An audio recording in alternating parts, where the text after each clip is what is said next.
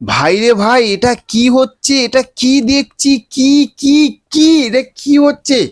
তুফান সিনেমাটা সারা বিশ্বব্যাপী মুক্তি পেয়েছিল, সেখানে একটা ইতিহাস তৈরি করে ফেলেছিল।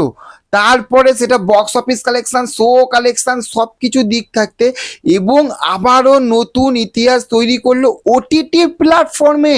আমরা জাস্ট অবাক হয়েছি। কয়েক ঘন্টা হয়েছে, রাত মানে 19 তারিখে, সেপ্টেম্বর মাসের 19 তারিখে 12টার সময় সিনেমাটা মুক্তি পেয়েছে। দুখানা ওটিটি প্ল্যাটফর্ম, এক বাংলাদেশের ওটিটি প্ল্যাটফর্ম চরকি এবং আমাদের ইন্ডিয়ার ওটিটি প্ল্যাটফর্ম সেটা হচ্ছে হইচই।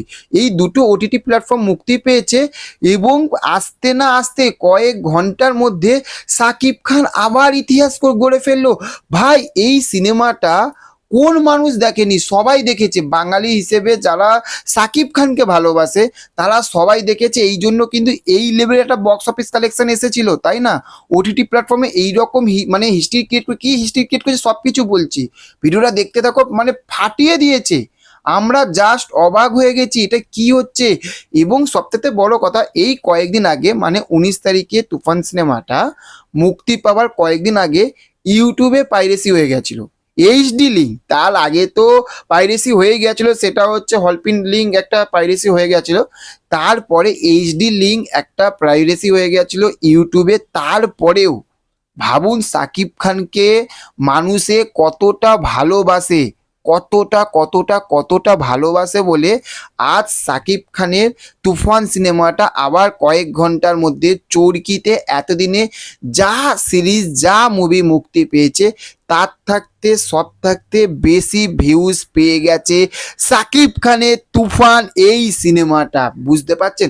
এবং তার সঙ্গে হইচই তো রয়েইছে এবং হইচই ব্যাপক লেভেলে এখনো পর্যন্ত তুফান সিনেমাটা মুক্তি পেয়ে গেছে।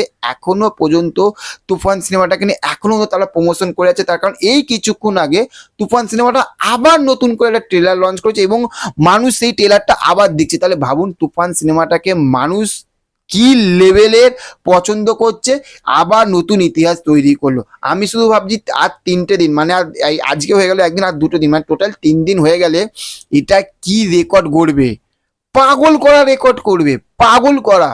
একেই বলে সাকিব খানের দম, একেই বলে সাকিব বিয়ানদের দম, একেই বলে বাংলা সিনেমা জিন্দাবাদ, তাই না?